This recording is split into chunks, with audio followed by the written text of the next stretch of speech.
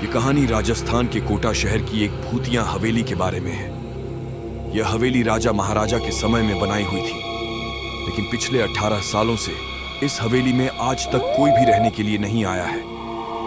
इच्छा होने पर भी इस हवेली में कोई भी नहीं रह पा रहा था, क्योंकि लोगों का कहना थी कि इस हवेली में भूत प्रेत का साया है। जब अजीत सिंह को इस हवेली के बारे में पता चला तो उसने तय किया कि वो इस रहस्य को जानकर ही रहेगा, क्यों लोग इस हवेली में नहीं रह पा रहे हैं। उसने मजबूत इच्छा शक्ति से हवेली में रहने की पूरी तैयारी कर ली। जब उसने हवेली के अंदर जाने के लिए पैर आगे बढ़ाए तो दरवाजे पे किसी अनजान व्यक्ति ने उसे रोक लिया और नजदीक जाके बोले, कौन हो आप और किधर जा रहे हो? अजीत सिंह ने जवाब देने के बजाय उसने सामने सवाल किया, जी आप कौन? मेरा नाम अर्जुन सिंह है और मैं यही पास में ही रहता हूं।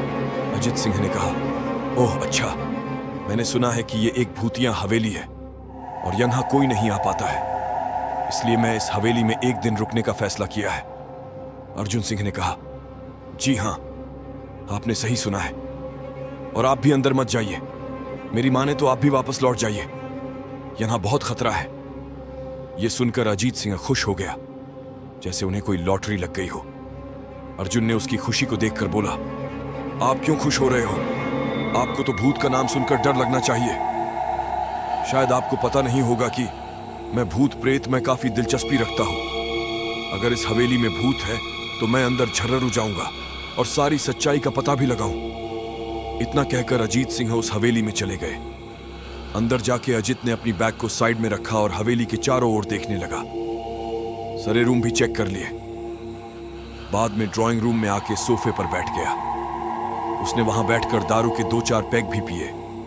वहीं अचानक उस रूम में लाइट का एक बल्ब चालू बंद होने लगी, लेकिन अजीत ने उस पर ध्यान नहीं दिया। थोड़ी देर बाद दूसरा बल्ब चालू बंद होने लगा, फिर तो हवेली की सारे लाइट चालू बंद होने लगी। ये सब देखकर अजीत अपनी जगह पे खड़ा हो गया और संपूर्ण सावचेत हो गया। अचानक उसके सामने एक छोटा टेबल हवा में उड़ने लगा, करीबन 6 फुट हवा में ऊपर जाके गोल गोल घूमने लगा और बाद में अजीत की ओर तेजी से आने लगा। अजीत ने तुरंत ही अपनी जगह बदल दी और दूसरी ओर चला गया और वो टेबल वहीं जाके गिरा जहां अजीत खड़ा था। अजीत कुछ समझ पाता उतने में सोफे की शीट उसकी ओर आने लगी। वो जल्द खड़ा हो गया और छलांग लगा के दूसरी ओर कूद गया, जिसके कारण सोफा दीवार को टकराया और अजीत बच गया। अचानक सब कुछ शांत हो गया। अजीत ने चारों ओर सतर्कता से देखा और बड़ी आवाज में बोला, तुम जो भी हो सामने आकर के बात करो। वहीं एक बड़ी परछाई उसके सामने आई। अजीत ने उस परछाई को देखकर बोला, कौन हो तुम और क्यों मुझे मारना चाहते हो? परछाई, तुम्हारी भूल के कारण अजीत। मेरी भूल? मैंने कौन सी भूल की? परछाई, इस हवेली में आने की भूल। मैं किसी को भी इस हवेली में खुश नहीं देख सकता। अजीत, लेकिन क्यों? वो पदच्छाई ने जवाब दिया, आज से 18 साल पहले इस हवेली के मालिक ने मुझे यहीं पे ही मार डाला था। मेरी कोई गलती भी नहीं थी। इस कारण की वजह से मेरी आत्मा इस हवेली में भटकती रहती है। मैं किसी को भी इस हवेली में नहीं रहने दूंगा, क्योंकि इस हवेली में मेरा खून हुआ था। इस हवेली में जो भी रहने के लिए आएगा उसकी मौत होगी। अजीत ने कहा, मैं तुम्हें अपने असली रूप में देखना चाहता हूं। तुम्हें मारने से पहले मैं तेरी यह इच्छा अवश्य पूरी करूंगा। और उस पड़छे ने एक भयानक दरमियाना रूप ले लिया।